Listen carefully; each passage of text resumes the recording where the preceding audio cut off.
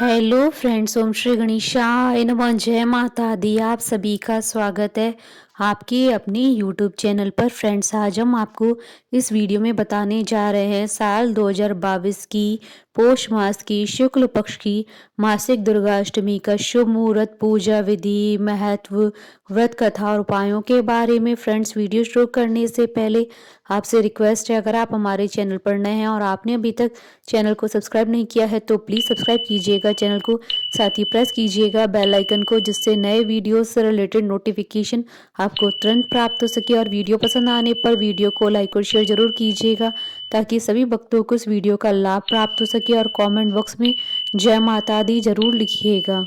माँ दुर्गा अपने भक्तों के हर एक कष्ट को दूर करके जीवन में सुख, शांति और समृद्धि प्रदान करती है।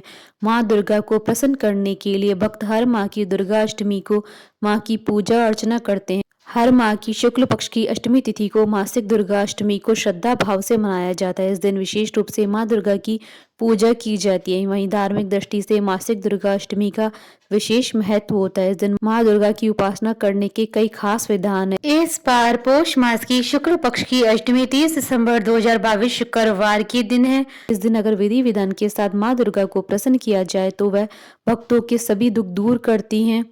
हर माह में 2 अष्टमी पड़ती है, लेकिन पूजा और व्रत के लिए शुक्ल पक्ष की अष्टमी को दुर्गा अष्टमी के रूप में मनाया जाता है। मान्यता है कि इस दिन विधि विधान से माँ दुर्गा का पूजन व्रत करने से हर प्रकार के कष्ट से मुक्ति मिलती है। इस दिन व्रत करते समय माँ के सामने अपनी परेशानी को बताकर उसको हरने का निवेदन करें। फ्रेंड्स, अब आइए जानते हैं मासिक दुर्गा अष्टमी की पूजा विधि और पूजन सामग्री के बारे में। इस दिन माँ को खुश करने के लिए खास रूप से पूजन सामग्री को एकत्रित करना चाहिए। पूजन सामग्री में रोली या कुमकुम, दीपक, रुई या बाती, घी, लौंग, कपूर, इलायची, हवन सामग्री के अलावा नारियल, अक्षत, पान, पूजा की सुपारी, फूल, फल, मिष्टान, लाल चुनरी, श्रृंगार आदि एक थाली में रख लें। दुर्गा अष्टमी के दिन सुबह ब्रह्म मुहूर्त में उठकर पूरे घर और पूजा स्थान की अच्छी तरह से सफाई करें और फिर खुद स्नान आदि करके साफ वस्त्र धारण करें। इसके बाद जहाँ पूजा करनी हो वहाँ गंगा जल का छिड़काव करें। उसके बाद चौकी पर लाल रंग का आसन बिछाएं और चौकी पर माँ दुर्गा की तस्वीर या प्रतिमा स्थापित करें। माँ को लाल रंग की चुनरी ओढ़ाएं और श्रृंगार का सामान अर्पित करें। इसके बाद माँ भगवती के सामने धूप दीप प्रज्वलित करें, कुमकुम अक्षत से तिलक करें, मौली, लाल पुष्प, लौंग, कपूर आदि से विधि पूर्वक पूजन करें। इतना ही नहीं, पान के ऊपर सुपारी और इलायची रखकर माँ को समर्पित करें। इसके बाद माँ दुर्गा को फल और मिष्टान अर्पित करें। फिर पूजन के दौरान माँ दुर्गा का स्मरण कर दुर्गा चालीसा का पाठ करें।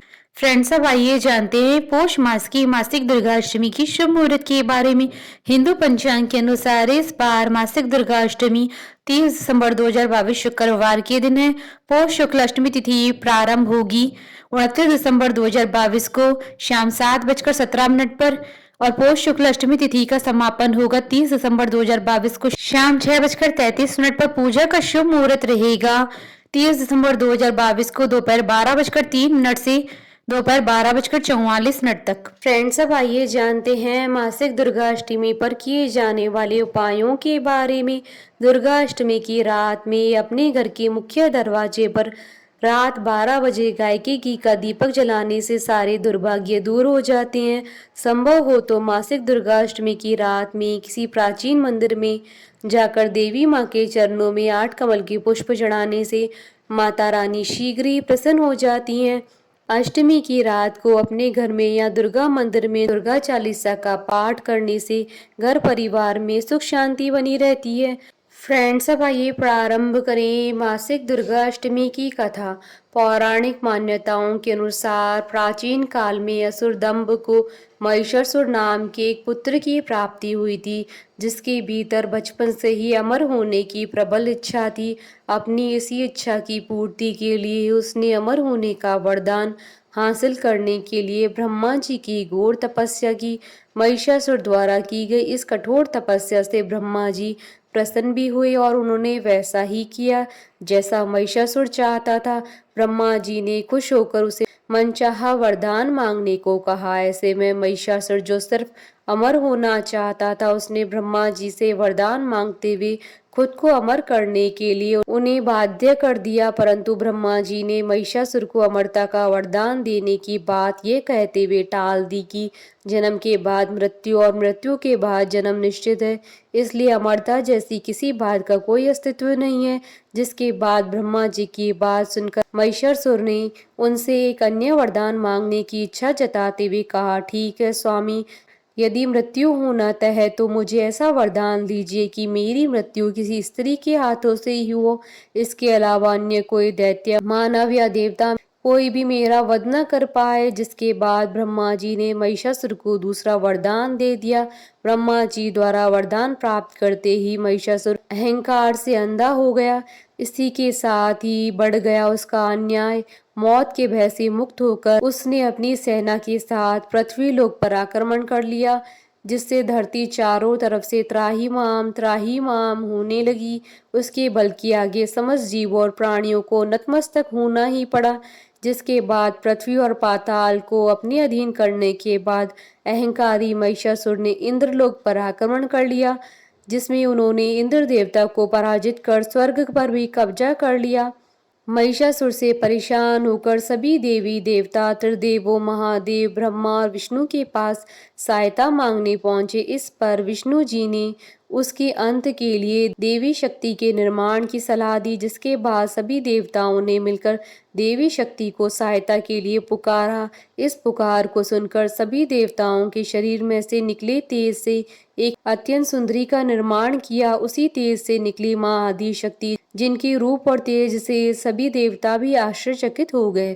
त्रिदेवों की मदद से निर्मित हुई देवी दुर्गा को हिमवान ने सवारी के लिए सिंह दिया। इसी प्रकार वहां मौजूद सभी देवताओं ने माँ को अपने एक एक अस्त्र शस्त्र सौंपे। इस तरह स्वर्ग में देवी दुर्गा को इस समस्या हेतु तैयार किया गया। माना जाता है कि देवी का अत्यंत सुंदर रूप देखकर महिषासुर उनके प्रति बहुत आकर्षित होने लगा और उसने अपने एक दूत के जरिए देवी के पास विवाह का प्रस्ताव तक पहुंचाया।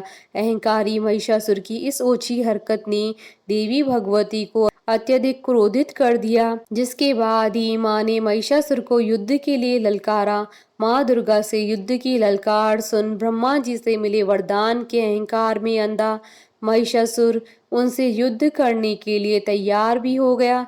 इस युद्ध में एक एक करके महिषासुर की संपूर्ण सेना का माँ दुर्गा ने सर्वनाश कर दिया। इस दौरान यह युद्ध पूरे 9 दिनों तक चला, जिस दौरान असुरों के सम्राट महिषासुर ने विभिन्न रूप धरकर देवी को छलने की कई बार कोशिश की, लेकिन उसकी सभी कोशिश आखिरकार नाकाम रही और देवी भगवती ने अपने चक्र से इस युद्ध में महिषासुर का सिर काटते हुए उसका वध कर दिया। अंत में इस तरह देवी भगवती के हाथों महिषासुर की मृत्यु संभव हो पाई।